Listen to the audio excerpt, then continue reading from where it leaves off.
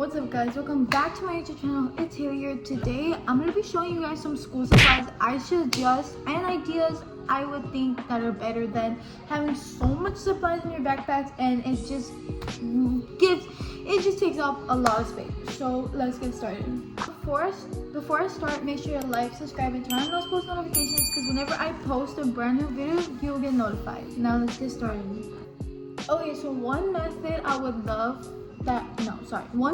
I'd like to do is I only get 2 folders, because if you have 2 classes, or like the classes you don't get a lot of papers, or like, you know, and you have a folder for it and you never use it, that's a problem, because like it can rip up in your backpack, because it has happened to me. It takes up room in your backpack and stuff. So in my opinion, I would get the amount of folders for only the classes that you get so much packets and papers and stuff.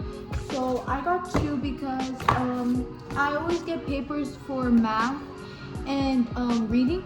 Maybe social studies too. I should have gotten 3, but it's okay. But I recommend only getting the folders for the classes that you get a ton of papers.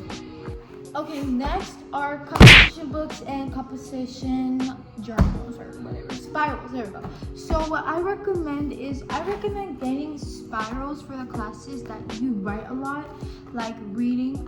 You write a ton, and you need a good big paper for all those notes you need to write down and stuff. So I recommend getting notebooks for like classes that you write a ton.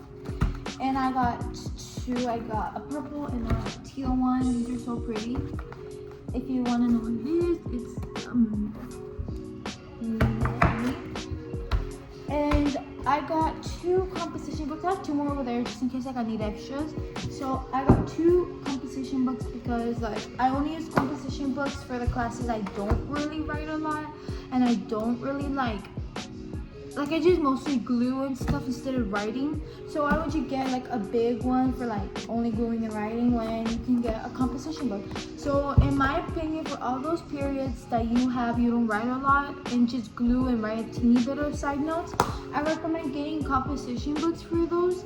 And I recommend getting spirals like this type. Don't get the cheap brand ones. No, like get like a good one for you that sounds so expensive but it's really good quality for the classes that you write a lot and you glue a lot and stuff, mostly writing. So I recommend doing that theory. Next are glue sticks. So the glue sticks I recommend are getting the big ones, because one can last you like almost the whole year, and you have 2 more for like 2 extra grades and stuff. I think that's a good idea for me because it's something that will save you a lot of money and stuff. I know it's like probably $2 or $3, but you never know. So I recommend getting the big ones because the little ones, they break really easily. Hey, indoor voice. The glue sticks, tiny ones, the cap comes off really easily. Not this. It's like the cap where the glue is on. Like it comes off so easily, and I hate when that happens. And these usually need like 1, 2, 3, and your paper is like fully covered with glue. The teeny ones gotta go like that, and it's like finishing your glue stick really easily. So I recommend getting the big ones. Next are highlighters. I recommend getting highlighters because for reading, and you don't need really Sharpie highlighters. You can get the big ones, and like they're the same thing. But what I recommend is getting the skinny ones, because the big ones, like the bigger ones, you mostly use highlighters for like printed words, and printed words are mostly tiny. So, and the big ones kind of overline them. Like you're highlighting it, the line, and then the highlighter goes on to the next line. It's like, dude, what the heck? But I recommend getting the skinny ones. I don't know if it's the same thing, but I do recommend getting these because they do save some space in your pencil cases too. They won't take up a lot of space, so I recommend skinny highlighters. Next, bro, that was such a fail. Next, I recommend getting mechanical pencils, except for pencils, because pencils, you can get them from a teacher. Teachers have supplies for a reason, so you can just ask them for one. But I recommend getting mechanical pencils because they are better. Honestly, they write better. I don't know, in my opinion, but I just recommend getting mechanical pencils more than pencils. But The thing is, I recommend not giving them out to people, like especially when they want to borrow them. They don't borrow them, they keep them by accident. Sometimes they do it on purpose. And that's how you learn how to mechanical pencils. Like at the end of the day, you're like, what the heck, where are my mechanical pencils go? I just got them like a couple weeks ago. It's because you keep giving them out and people keep borrowing them, they're taking them. So I recommend not giving them out, but if it's like your close friend or like your friend that you trust, of course it's your forgot the word, but you do what you want to do. So that's what I recommend. And look at the colors I got. These are the sparkling ones. So the colors, there's orange, teal.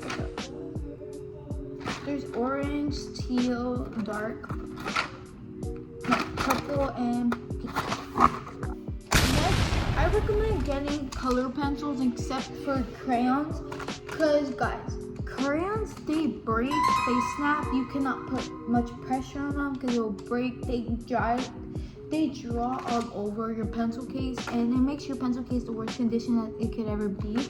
So I recommend color pencils because these you can put as much pressure as you need to. They sharpen easily. And here's the trick: whenever you're sharpening a color pencil, you don't twist it on an electric sharpener. You just keep it still and let it do it, and then it'll like make the sound like you know what I mean, when it's done, and you pull out and it's completely sharpened. So that's what I recommend doing. I recommend getting color pencils because color pencils are 10 times better than crayons because they don't break, they don't make your pencil case the worst it could ever be, and you can put whatever pressure you want on the pencil. So yeah. Next, I recommend getting skinny markers. So the reason why I recommend getting skinny markers is because whenever you're drawing, you need to like stay in the line, right? I recommend getting skinny markers, not the big ones. Well, actually, the big ones, yeah, you can get the big ones too, but I usually get the skinny markers only because I also have another pair that I'm about to show you. I like these. These are really good. They're washable too, so they're not so hard to like wash off. And in here, I mostly recommend getting the ones that are the 2 sets, so that like a highlighter one, and you can there's a skinny one here too, so it's like super cool. Yeah, I got like a lot of them.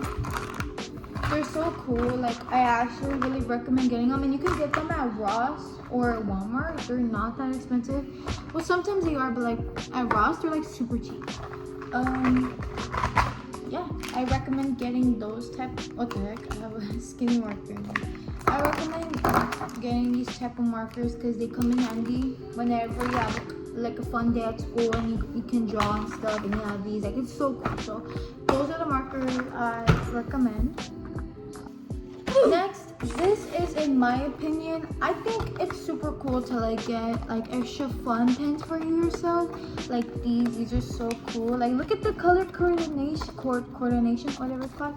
Like these are so cool, and these are actually pretty handy because they're like pen types, and the lead comes down. There's a grip thing, and this is where you like press it and the lead comes out, and you can twist how much eraser you want to extend out, extend not, and you just plop this out so you can put the lead in like this white tunnel, and then you put it back and you're done. So that's how easy this is, and it comes with lead, so whenever you need lead, you got lead right here, and it comes with extra erasers, so you're good. Like you don't need to buy extra, you already have some.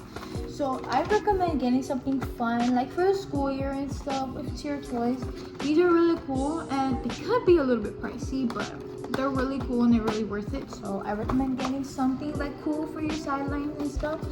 But yeah. And last but not least, pens.